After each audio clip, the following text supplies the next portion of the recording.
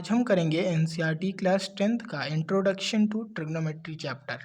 ठीक है, तो ट्रिग्नोमेट्री हम बेसिकली एक राइट एंगल ट्रायंगल में पढ़ते हैं। ठीक है, जिसमें कि एक हाइपोटेन्यूस होता है, एक परपेंडिकुलर होता है और एक बेस होता है।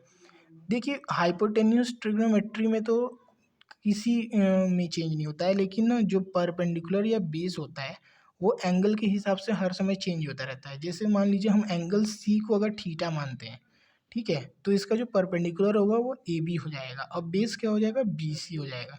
लेकिन वही अगर हम एंगल ए को मान के चलें तो बी सी जो होगा वो हमारा परपेंडिकुलर हो जाएगा और बेस क्या हो जाएगा, ए बी हो जाएगा। लेकिन हाइपोटेन्यूस दोनों केस में सेम होगा। ठीक है, तो अब हम देखते हैं ट्रिग्नोमेट्रिक रेशियोज क्या होते हैं हमारे। ठीक है, ट्रिगोनोमेट्रिक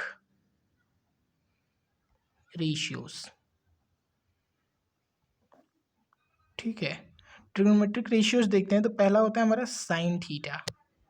साइन थीटा हमारा होता है परपेंडिकुलर अपॉन हाइपोटेन्यूस।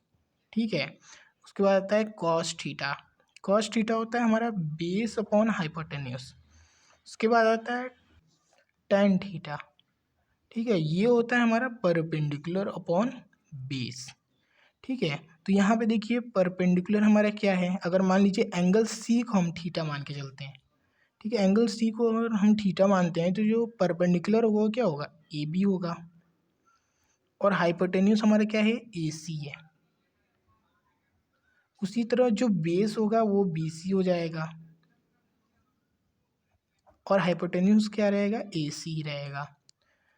इस टेन थीटा में परपेंडिकुलर हमारा ये रहेगा तो ए बी परपेंडिकुलर हो जाएगा और बेस क्या होगा हमारा, तो बी सी हो जाएगा। ठीक है, इसी तरह थीटा कॉसेक थीटा, ये जस्ट साइन का उल्टा होता है, तो इसको लिख सकते हैं हाइपोटेन्यूस अपॉन परपेंडिकुलर। ये किसके बराबर होगा, ए सी अपॉन ए बी। ठीक है, ए सी ऊपर चला जाएगा, ए बी नीचे आ जाएगा क्योंकि जस्ट उल्टा होता है उसका। उसी तरह आता है sec theta. Sec theta cos का उल्टा होता है, तो हाइपोटेन्यूस अपॉन बेस, ये किसके बराबर हो जाएगा, ए सी अपॉन बी सी। इसी तरह टेन थीटा हो जाएगा, सॉरी यहाँ पे टेन थीटा नहीं आता है, कॉट थीटा आता है। कॉट थीटा टेन थीटा का जस्ट उल्टा होता है, तो ये हो जाएगा बेस अपॉन परपेंडिकुलर और ये क्या होगा, B C upon A B. ठीक है, तो ये है हमारे ट्रिग्नोमेट्रिक रेशियो। अब आइए इस पे क्वेश्चन कुछ कर लेते हैं। तो एनसीईआरटी का एक एग्जाम्पल नंबर 1 है, उसमें दिया हुआ है given tan theta is equal to 4/3, find the other trigonometric ratios of the angle ए।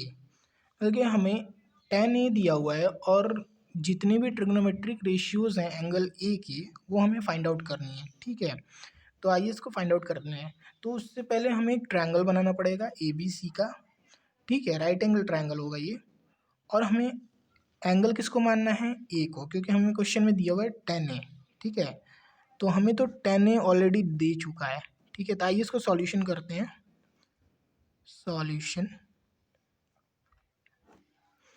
हमें tan ए ऑलरेडी दे चुका है जो कि है 4/3।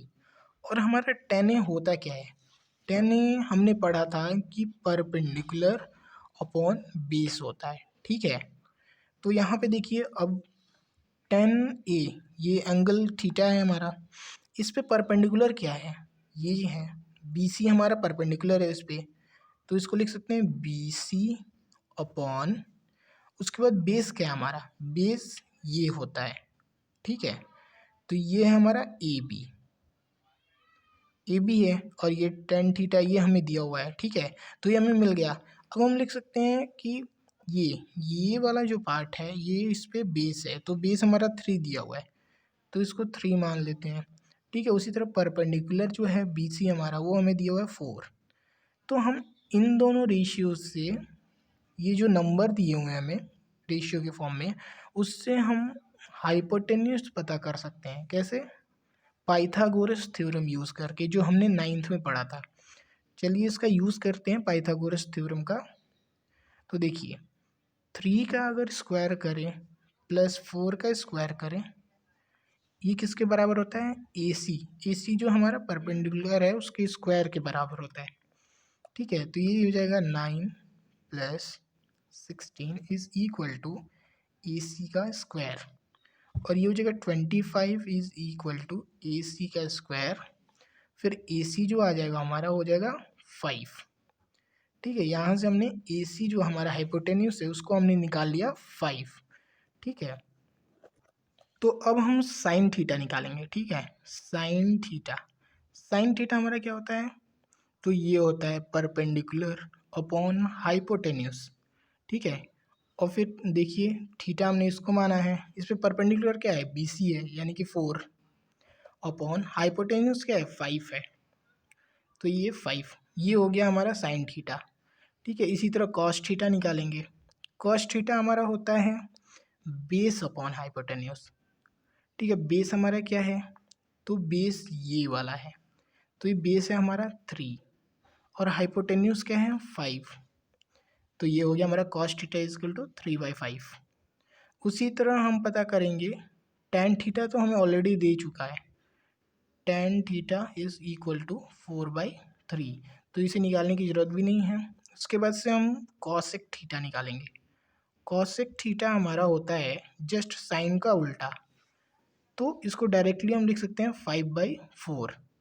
इसी तरह आता है सेक थीटा, तो सेक थीटा होता है हमारा कॉस का उल्टा, तो ये हो जाएगा 5/3। ठीक है, उसी तरह आता है कॉट थीटा, कॉट थीटा हमारा होता है टेन का उल्टा, तो ये हो जाएगा 3/4। तो इस तरह से हम सारे ट्रिग्नोमेट्रिक रेशियोज पता कर लिए। तो यहाँ से हमने सारा निकाल लिया। ठीक है, सारे ट्रिग्नोमेट्रिक रेशियोज पता हो गए, और यहाँ से हमें एक कॉन्सेप्ट सीखने के लिए मिला कि जो साइन थीटा होता है वो किसके बराबर होता है, 1/cos थीटा। ठीक है, इसी तरह जो कॉस थीटा होता है वो हमारा 1/sec थीटा के इक्वल होता है। टैन थीटा जो होता है वो 1/cot थीटा के इक्वल होता है।